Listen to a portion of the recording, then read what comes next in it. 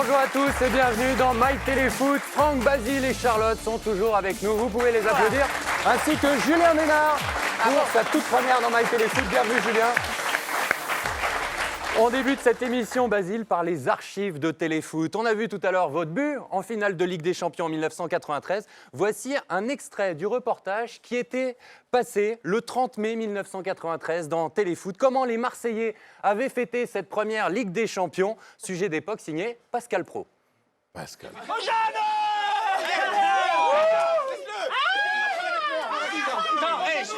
Je l'ai jamais vu, la photo, il n'a jamais vu. Passage distingué de Silvio Berlusconi. Très bien joué. Ciao Rudy. Il faut bien partir, départ du stade olympique à minuit.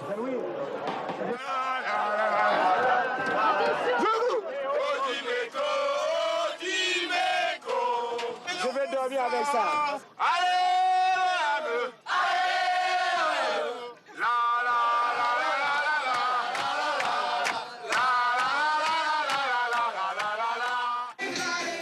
Séquence chanson, premier passage Basile Boli en solo avec un micro qu'il ne lâche plus jusqu'au bout de la nuit.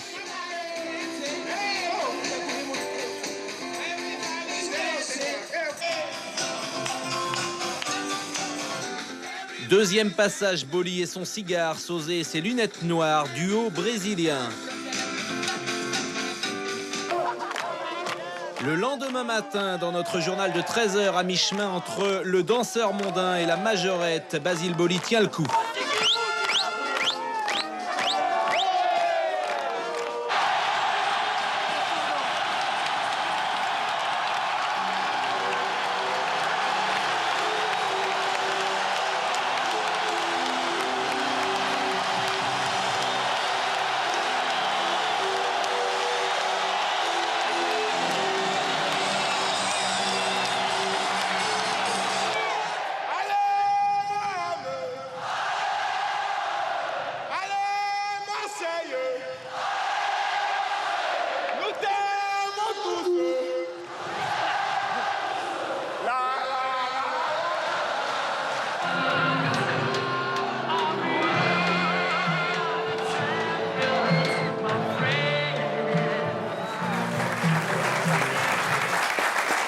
Vous êtes un showman, Basile.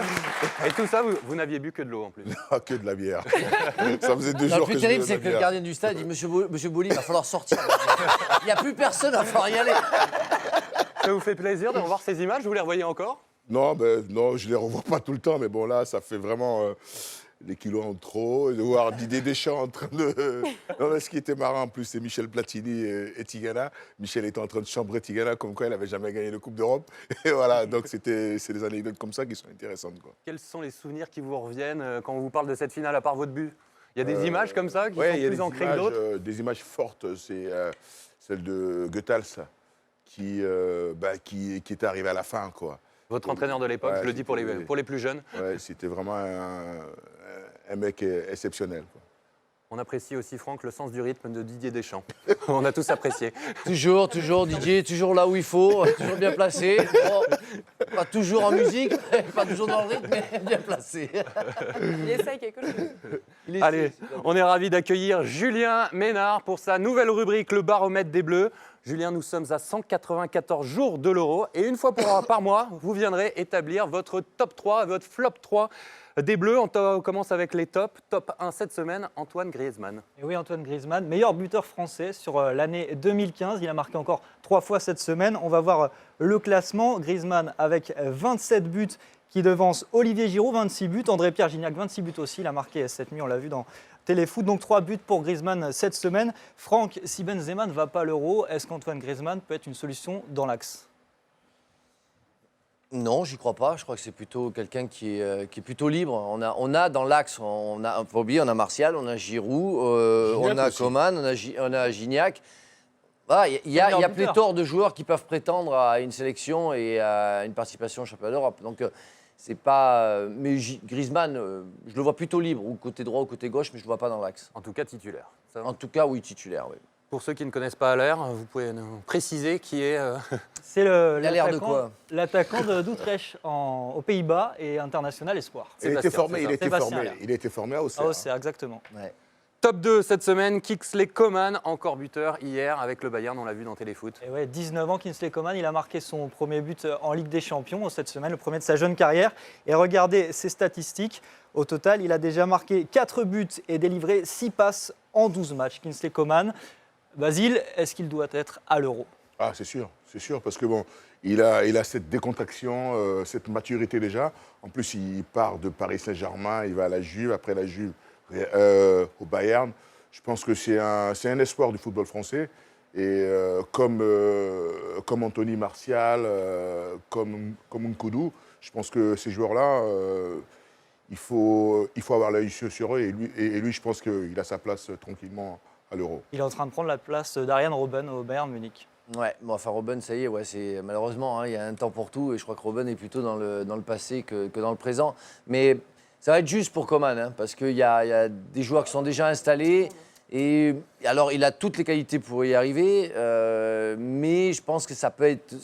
enfin, la saison est encore longue, mais ça peut être dur pour lui pour être dans la sélection, je pense. Ça dépendra peut-être aussi de l'issue de l'affaire Benzema, Aussi, Valbuena. aussi, notamment. Allez, top 3 cette semaine, Adrien Rabiot qui lui n'a jamais joué en bleu. Alors pourquoi ce top 3? Il est international espoir et il marque des points avec le Paris Saint-Germain. Il enchaîne les matchs en ce moment. Il a marqué aussi en Ligue des Champions le premier but de sa carrière. Et il fait partie des nommés au Golden Boy 2015. Donc c'est le ballon d'or des moins de 21 ans que Paul Pogba a remporté il y a 2 ans. Ils sont 3 Français nommés. Donc il y a Adrien Rabiot, Kingsley Coman et Anthony Martial. Ce sont les internautes qui votent. Et pour le moment, Adrien Rabiot est le mieux classé de ces 3 Français, les 3e derrière 2 joueurs portugais. Ça peut, Il a bien, ça peut être une surprise ou il y a déjà beaucoup de monde au milieu de terrain en équipe de France?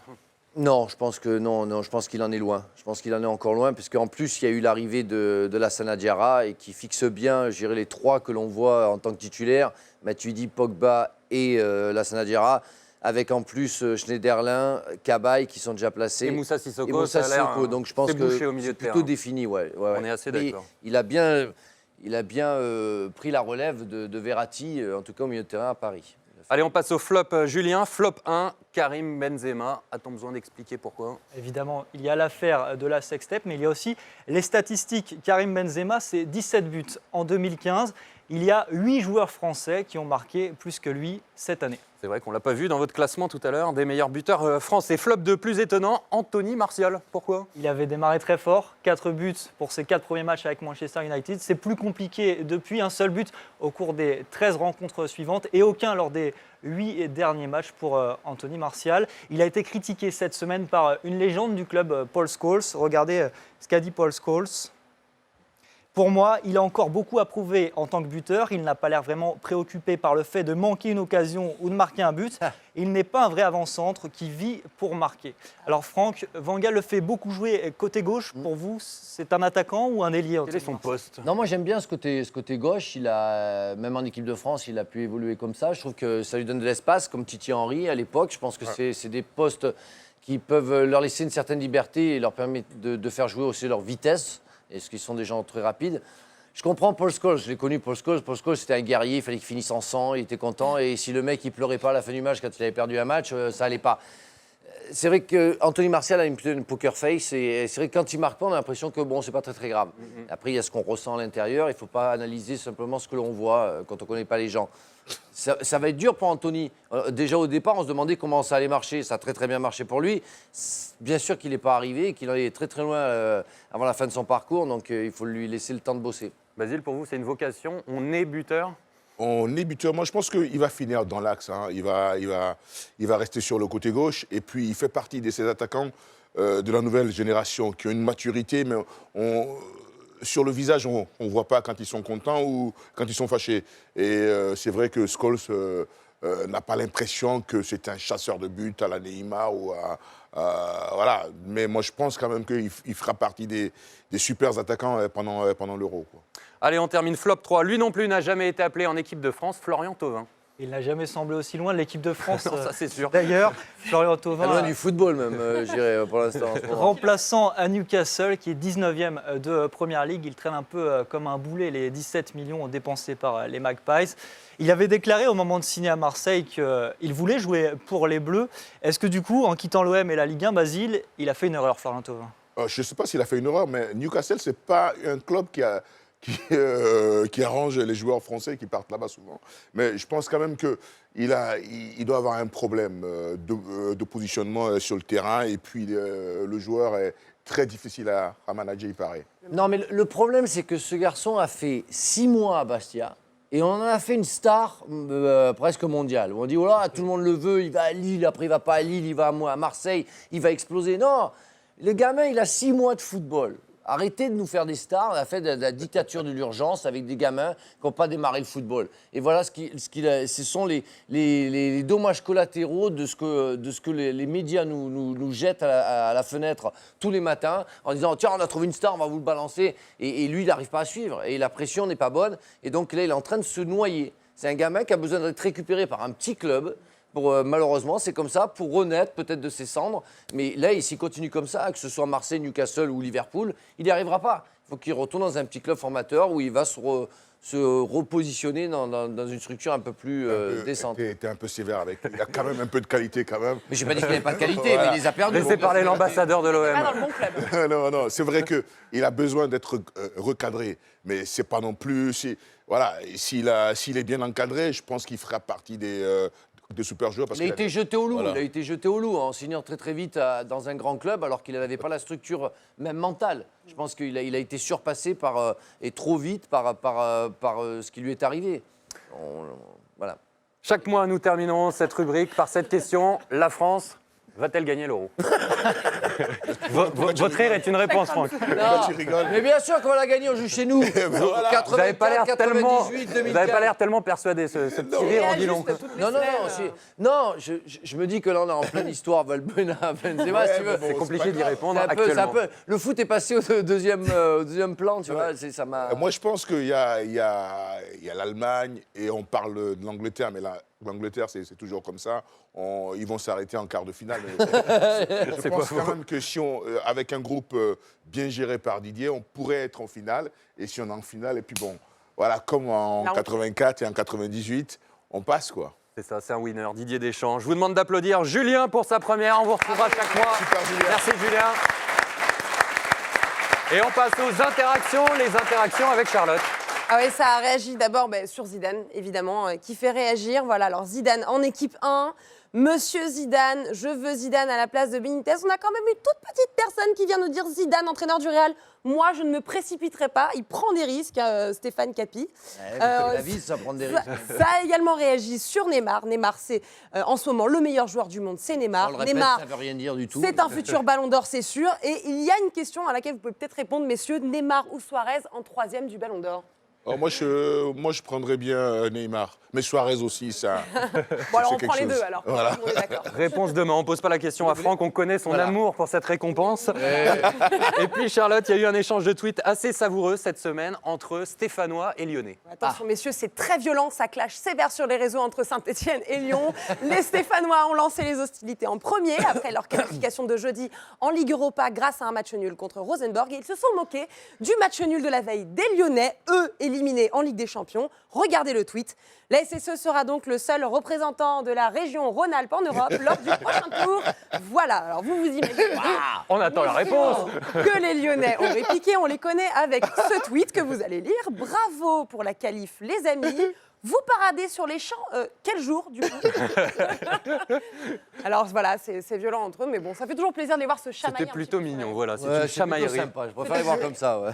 Allez, notre nouvelle rubrique, le Qu'est-ce qui devient #KKD, cher à Franck Leboeuf. Chaque semaine, on va donc prendre des nouvelles d'un ancien footballeur pour découvrir sa reconversion. Après Vincent Guérin, la Ouais. semaine dernière, je vous propose de jouer pour trouver notre deuxième invité. Je vous rappelle, Charlotte, que vous ne jouez pas, vous connaissez la réponse. Ouais. Arrête. International français. J'ai été sacré champion de France avec Nantes en 1995. J'ai joué en France, mais également en Espagne, en Belgique, Loco? en Chine. Ce n'est pas Loco. On me parle encore du duo d'attaquants que je formais avec Wedek. Patrice Loco.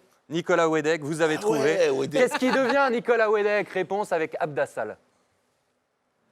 Je suis Nicolas Wedek, ancien joueur du FC Nantes. Oui, c'est bien l'ex-attaquant du FC Nantes.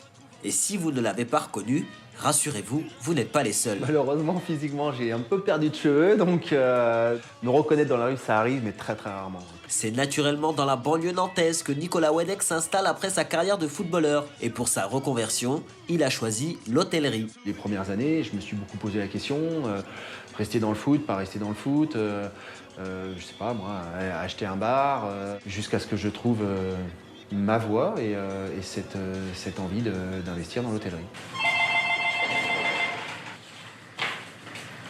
Hôtel Première Classe, Sainte-Luce, Nicolas, bonjour. On stigmatise souvent les anciens footballeurs ou les footballeurs qui ne savent que taper dans un ballon. J'avais aussi l'envie de me prouver à moi-même que j'étais capable de faire autre chose. À la tête de son hôtel, malgré son statut d'ancien footballeur, l'ex-vedette nantaise s'investit pleinement dans sa nouvelle activité. Je peux faire de la réception de clientèle téléphonique, comme aller aussi mettre la main à la pâte dans les étages pour faire le nettoyage des chambres.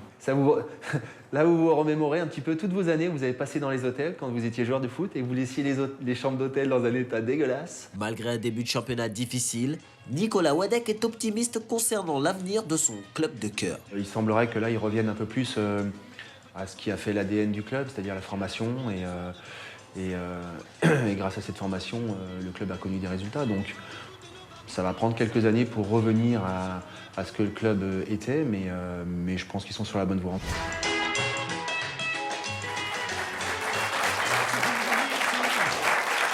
Basile, vous l'avez bien connu, vous en gardez de bons souvenirs de Nicolas Wedek? Ouais, Tu l'as connu quoi en équipe de France? Non, je l'ai connu à Marseille contre Nantes. C'est vrai que j'ai mis quelques petits savettes. Lui aussi. Non, mais bon. non, Mais moi, je c'était- l'ai connu, en fait, une des dernières sélections, c'était une présélection pour moi. C'était la dernière sélection d'Éric Cantona aussi, en Pologne. Ça a été un désastre pour pas mal de joueurs. Et il me rappelle, il me disait, putain, j'ai fait un match de merde, je sens que je vais me faire virer. On l'a plus jamais revu. Et Canto, c'était autre chose. Lui aussi, je pensais que ça sentait le roussi aussi. Mais tous ces joueurs qu'on a vus, que moi j'ai admirés, parce que c'est la belle époque de Nantes, Ah oui. Wedek, c'était un super joueur, quoi. Et c'est vrai, j'avais perdu. Mais c'est super votre truc, moi j'aime bien. Nicolas Wedek, 44 ans, 7 sélections en équipe de France entre 1994 et 1997. Un seul but sous le maillot des Bleus. Ah bah je dis des conneries, 97, alors c'est qu'il a joué après alors. Voilà. Est-ce que vous vous souvenez de son but? Non? Ah non. Eh ben, je vais vous rafraîchir la mémoire. Son meilleur souvenir en bleu et donc votre pire souvenir, Franck. France-Mexique du 31 août 1996. Pour sa 6e et avant-dernière sélection, Nicolas Wedek inscrit au parc son unique but en équipe de France. Il réussira même ensuite une passe décisive pour Youri Djorkaeff. La France l'emporte 2-0 pour sa rentrée après sa demi-finale de l'Euro 96. Voilà pour le bon souvenir. Franck, vous êtes rentré à la mi-temps à la place de De Sailly. Et à la 87e minute, vous écopez d'un deuxième carton jaune pour une faute que la télé n'a pas vue. Et c'est votre premier carton rouge en équipe de France. Vous êtes furieux. Vous l'aviez oublié celui-là. Hein. Oh, Franck! Qu'est-ce Non mais qui c'est devait- dingue, je me rappelais même pas avoir joué ce match. Je te jure, j'ai joué contre le Mexique. Vous avez joué contre le Mexique au parc. savais même pas que pas j'avais- longtemps apparemment. Il a une mémoire sélective après. Je hein. me rappelais pas avoir joué contre le Mexique. Non, ça déconne. Alors, on n'a pas vu la faute, il s'est passé quoi, vous en souvenez pas? Mais même pas, je savais même pas que j'étais là, donc imagine. C'est incroyable. Non, mais les cartons rouges, tu vas t'en souvenir quand même. Moi, j'ai pris 2 cartons rouges dans ma Ah non, carrière. moi j'en ai On en pris perd deux foison, seulement. mon pote. Deux. J'étais Deux, plus en méchant tout que Barton. Mais 2 par saison. 50 opérations, 2 cartons rouges. C'est Moi, vrai. j'ai jamais blessé un mec, par contre. Moi, Mais par contre, j'ai pris plus de Ouh là cartons. là. Moi, on me disait en fait, ils ont fait des trucs, je crois que j'ai pris plus de cartons que Barton. ouais. Mais moi, Mais j'étais pas un On méchant, va moi. rechercher ces Ouais, Il statistiques. fallait pas m'emmerder. j'étais pas un méchant, mais bon. Vas-y, il a fait des Si, toi, victimes, t'étais méchant, toi. Non, Un coupeur de bois. En parlant de, en Un parlant de bûcheron reconversion, canadien. Basile, qu'est-ce que vous avez fait entre la fin de votre carrière Ah, moi, aujourd'hui? j'étais producteur. J'ai produit pour la filiale de Canal en Afrique, Canal Plus Horizon. Je produisais une émission qui s'appelait Talent d'Afrique. C'était l'actu de tous les sportifs africains sur le continent. Donc, ça marchait très bien pendant 14 ans. Et aujourd'hui, vous êtes donc l'ambassadeur de l'OM. Poste d'entraîneur, ça vous a jamais Non, intéressé? non, je vais finir par empoigner mes joueurs. Allez, on passe au mytho, le retour des tiens. mythos. Nos imitateurs marseillais, Bilal et Stéphane, regardez Basile. Et ils sont où? Les Girondins, jouer à une équipe comme Liverpool, c'est un peu avoir joué un match de Ligue des Champions. À l'inverse, pour des joueurs de Liverpool, jouer un match contre Bordeaux, c'est comme jouer pour eux un match de Coupe Intertoto ou un de ces mauvais tours de Coupe d'Angleterre. Bah écoutez, je suis assez sidéré quand je lis les journaux, puisque je trouve qu'il y a un véritable lynchage médiatique envers l'Olympique lyonnais. Je dois rappeler que nous sommes en pleine construction d'un stade gigantesque qui s'appellera le Grand Stade des Lumières, qui a été conçu spécialement pour l'équipe féminine, qui, je dois rappeler, s'est qualifiée pour les 8e de finale de la Champions League haut la main. De ce fait, j'ai décidé de saisir la DNCG. Bueno, un minuto de silencio, por favor, para el Madrid. El clásico de crudas, de rutas, por favor. Allez les gars, on va tous se rassembler parce que Michel il dit qu'en fait on doit faire une minute de silence concernant la grosse défaite du Real hier parce qu'ils ont pris cher les gars. Allez hop.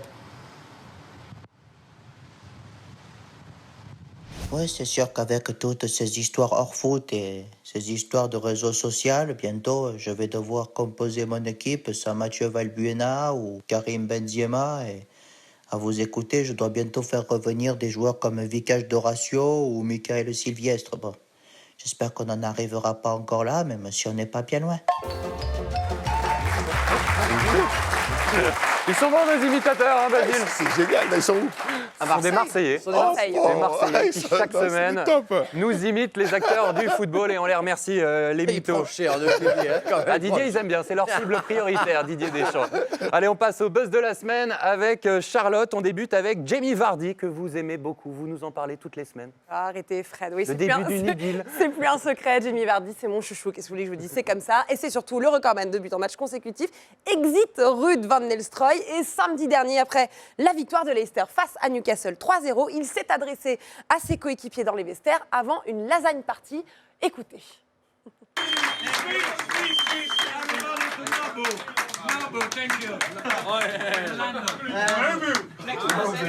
Obviously, cheers boys. I wouldn't have been able to do it without all here, but the gaffer's just said that he's going to put some beers on the coach in the plane.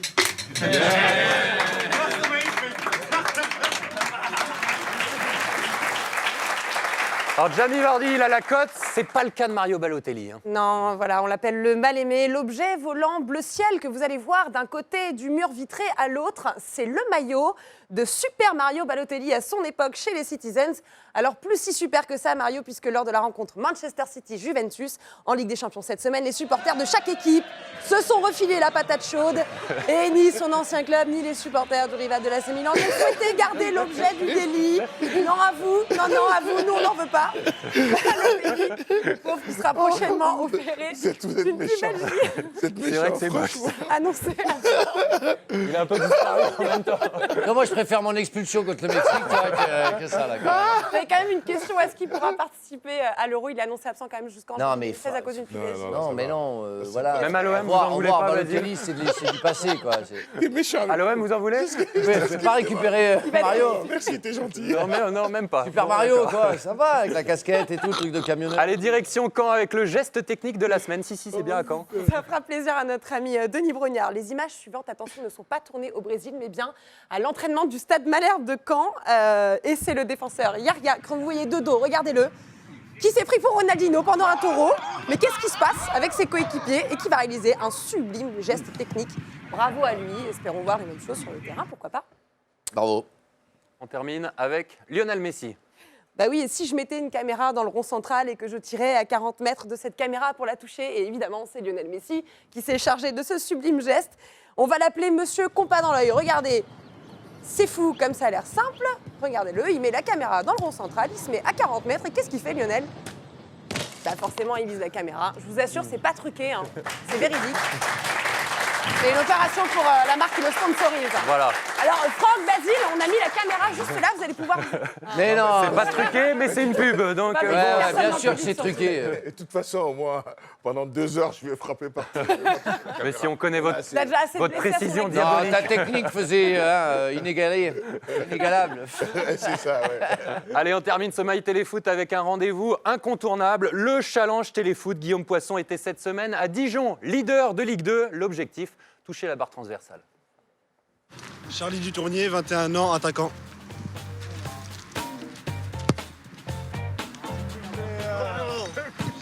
Pierre Lesmelou, 22 ans, milieu de terrain.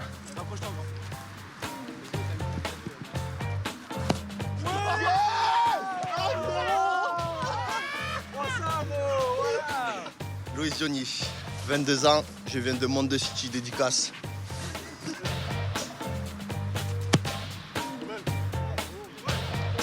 Trois points. 3 points.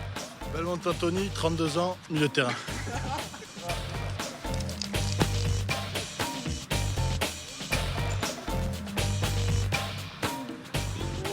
Sauveur Julien, 22 ans, défenseur, alias Vif.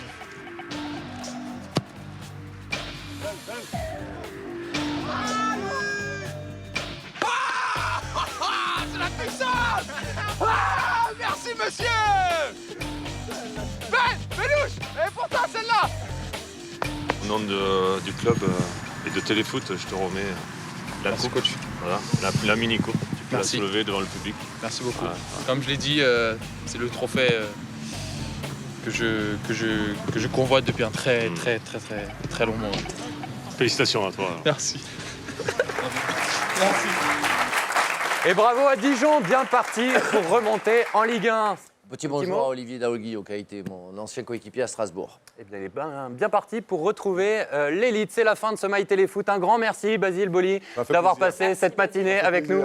Ça m'a vraiment fait plaisir. Merci Franck, Charlotte, Julien, merci à tous. Bonne journée et à dimanche prochain. Salut.